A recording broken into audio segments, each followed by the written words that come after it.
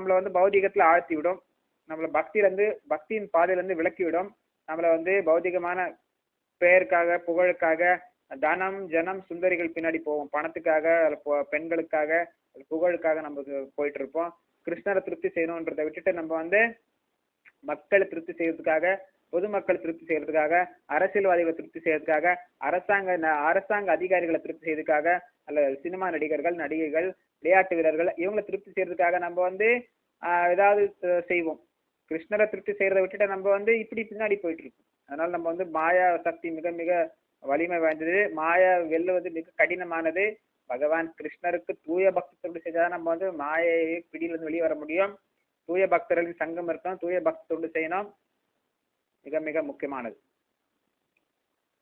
நன்றி, வணக்கம். ஹரே கிருஷ்ண கிருஷ்ண கிருஷ்ண ஹரே ஹரே, ஹரே ராம ராம ராம ஹரே ஹரே.